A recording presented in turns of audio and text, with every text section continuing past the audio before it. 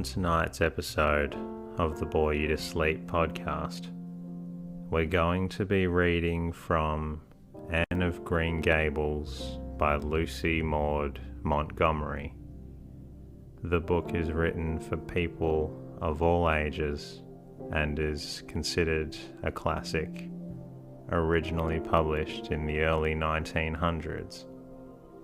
Hopefully you enjoy listening to it, and if you do get some benefit and enjoy listening to it, please subscribe to the podcast, leave a review and comment. If you just want to say hello in general, please jump over to the website 𝐵oreyoutosleep.com. In the meantime, lie back, relax, and enjoy tonight's readings.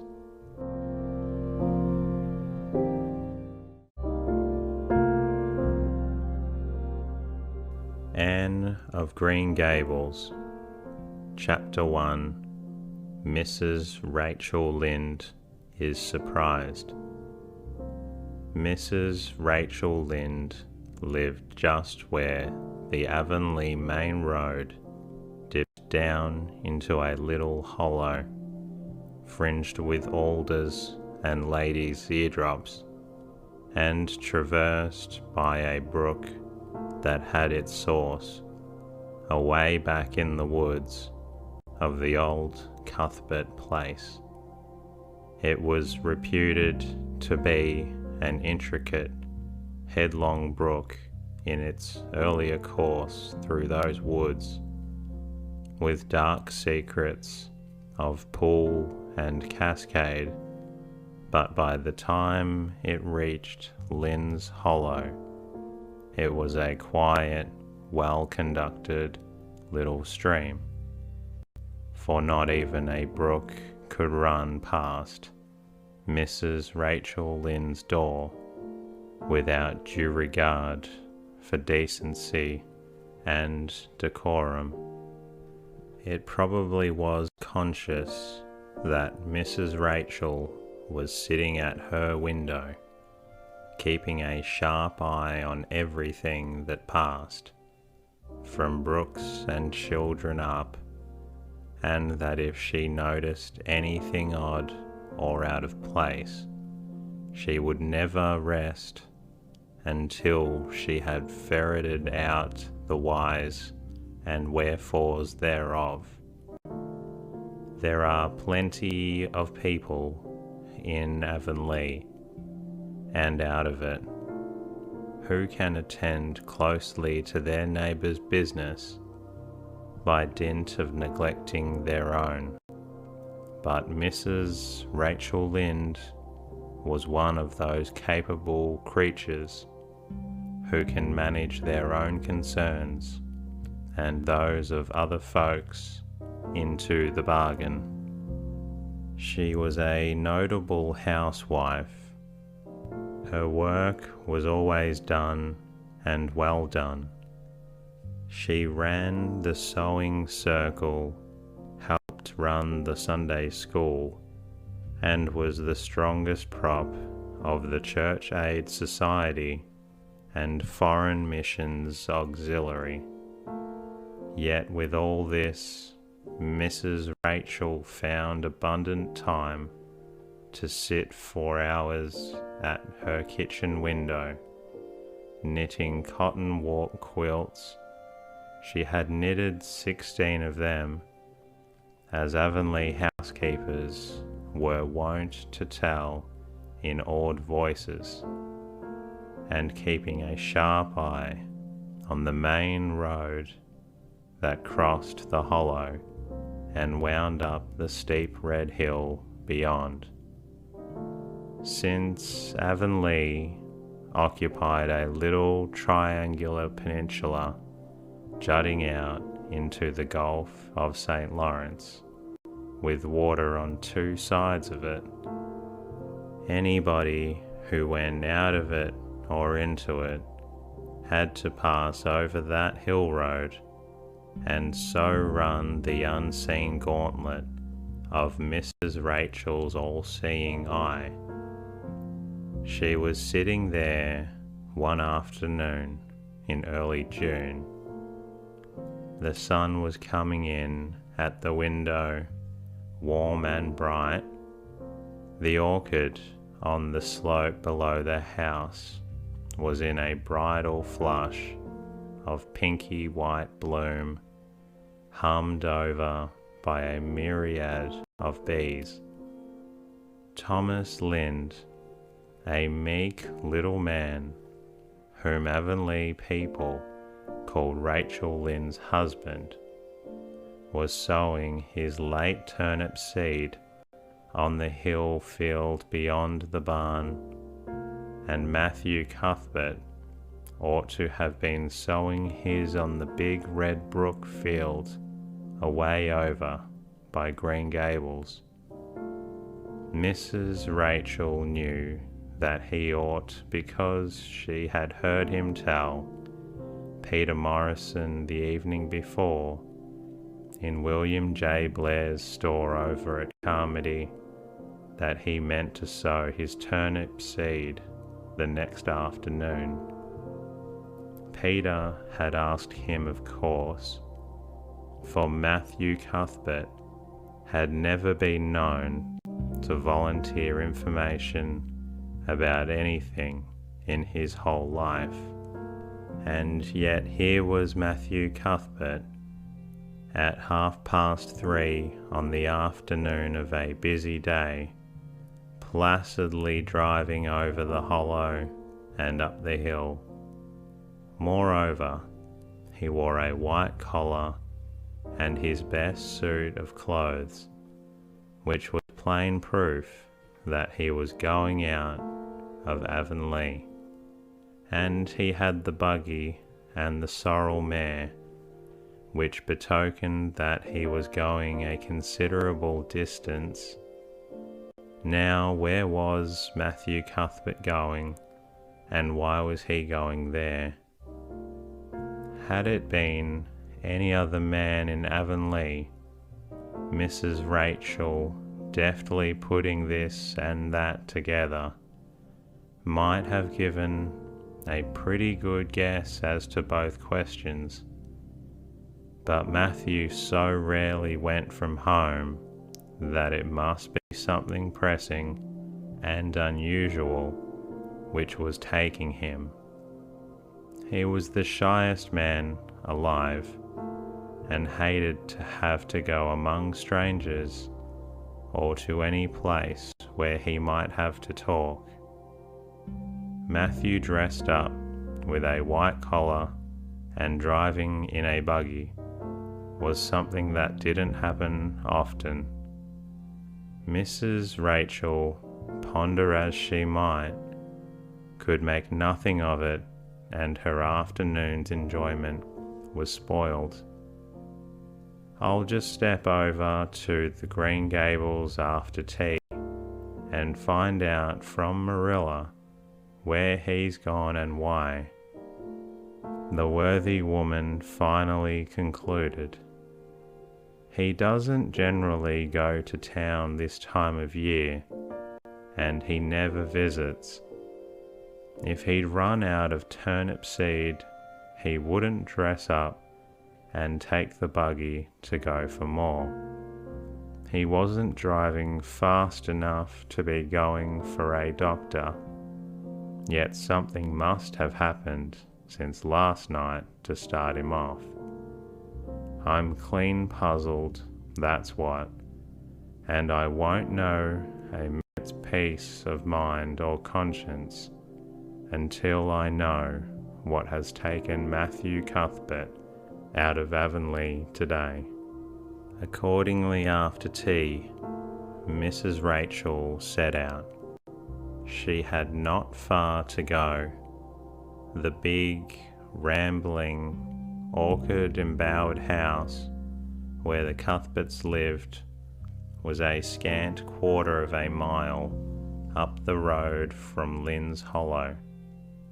To be sure, the long lane made it a good deal further.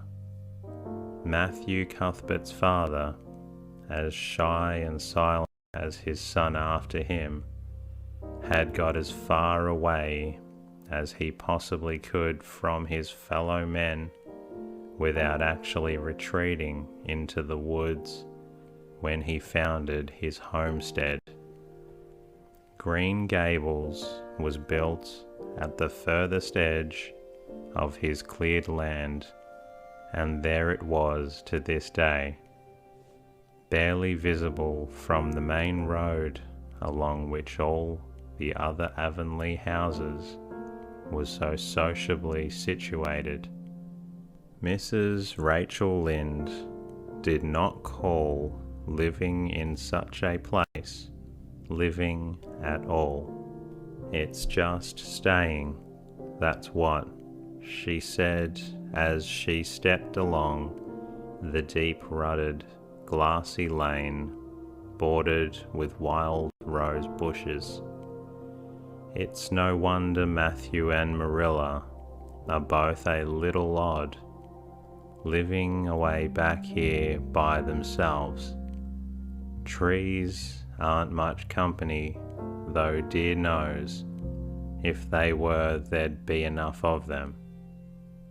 I'd rather look at people. To be sure, they seem contented enough, but then, I suppose, they're used to it. A body can get used to anything, even to being hanged, as the Irishman said. With this, Mrs. Rachel stepped out of the lane into the backyard of Green Gables. Very green and neat and precise was that yard, set about on one side with great patriarchal willows and the other with prim Lombardies. Not a stray stick nor stone was to be seen, for Mrs. Rachel would have seen it if there had been. Privately, she was of the opinion that Marilla Cuthbert swept that yard over as often as she swept her house. One could have eaten a meal off the ground without overbrimming the proverbial peck of dirt. Mrs. Rachel rapped smartly at the kitchen door and stepped in when bidden to do so. The kitchen at Green Gables was a cheerful apartment, or would have been cheerful if it had not been so painfully clean as to give it something of the appearance of an unused parlour. Its windows looked east and west. Through the west one, looking out onto the backyard, came a flood of mellow June sunlight, but the east one, whence you got a glimpse of the bloom-white cherry trees in the left orchard and nodding, slender birches down in the hollow by the brook, was greened over by a tangle of vines.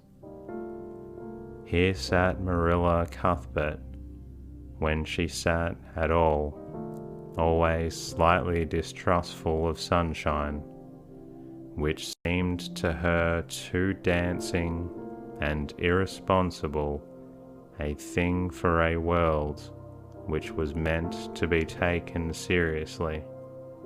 And here she sat now, knitting, and the table behind her was laid for supper. Mrs. Rachel, before she had fairly closed the door, had taken a mental note of everything that was on that table. There were 3 plates laid, so that Marilla must be expecting someone home with Matthew to eat.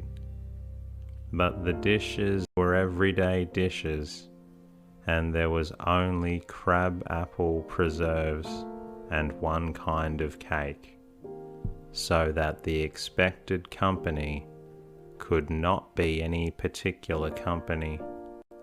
Yet what of Matthew's white collar and the sorrel mare? Mrs. Rachel was getting fairly dizzy with this unusual mystery about quiet, unmysterious Green Gables. "Good evening, Rachel," Marilla said briskly.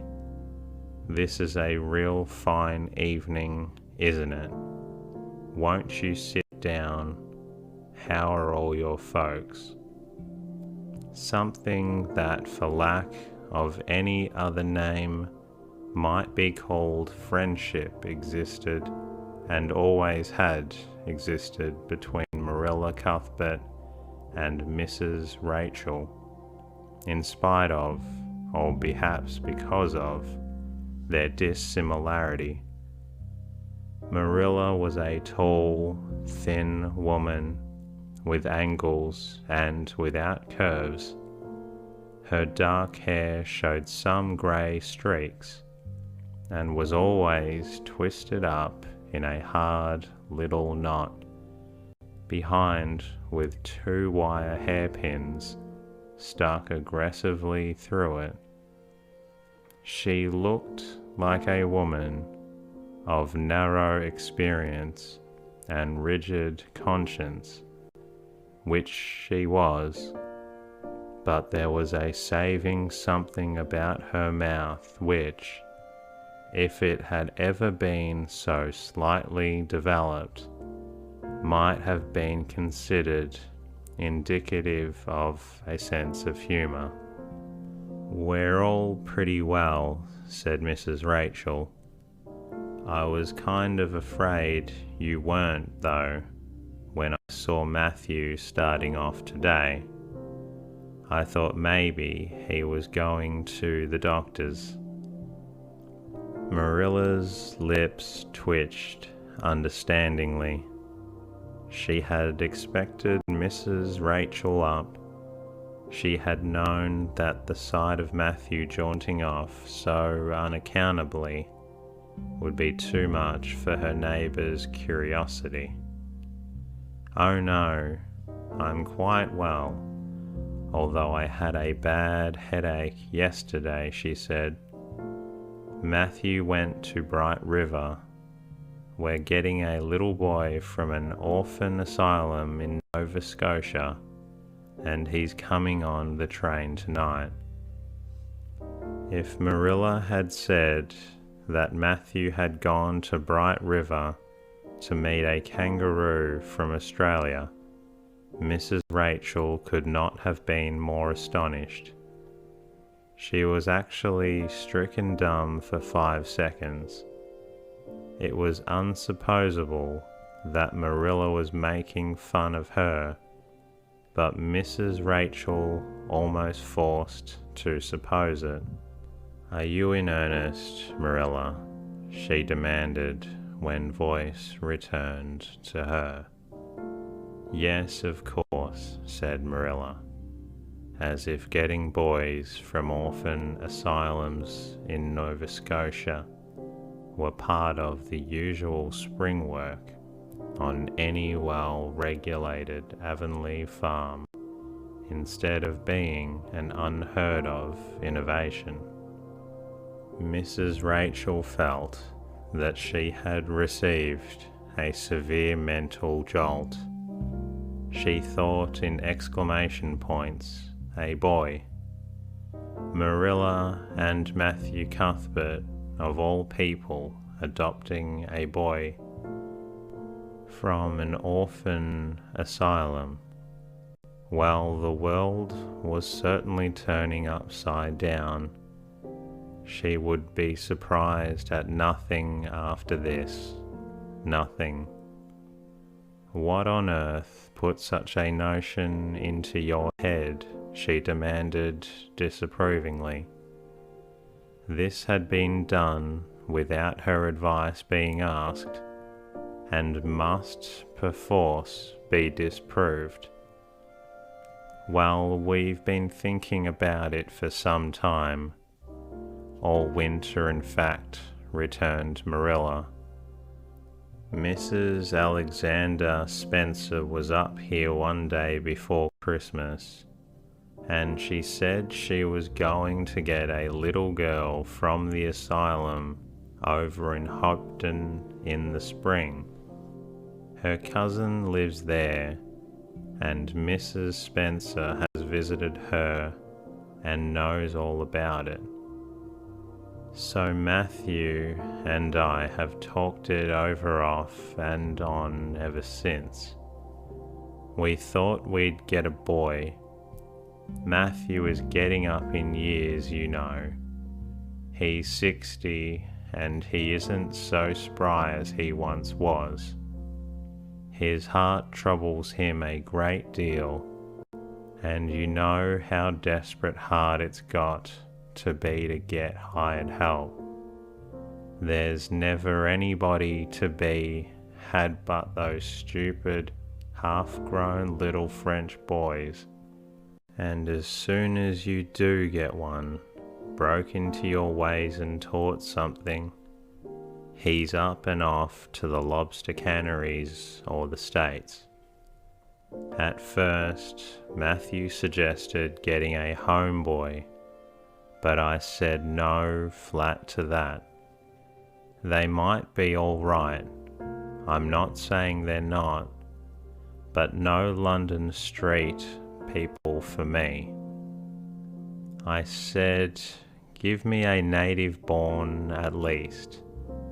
There'll be a risk no matter who we get, but I'll feel easier in my mind and sleep sounder at nights if we get a born Canadian. So in the end, we decided to ask Mrs. Spencer to pick us out one when she went over to get her little girl. We heard last week she was going, so we sent her word by Richard Spencer's folks at Carmody to bring us a smart, likely boy of about 10 or 11. We decided that would be the best age, old enough to be of some use in doing chores right off, and young enough to be trained up proper. We mean to give him a good home and schooling. We had a telegram from Mrs. Alexander Spencer today. The mailman brought it from the station, saying they were coming on the 5:30 train tonight. So Matthew went to Bright River to meet him. Mrs. Spencer will drop him off there. Of course she goes on to White Sands Station herself. Mrs. Rachel prided herself on always speaking her mind. She proceeded to speak it now, having adjusted her mental attitude to this amazing piece of news. Well, Marilla, I'll just tell you plain that I think you're doing a mighty foolish thing, a risky thing, that's what. You don't know what you're getting.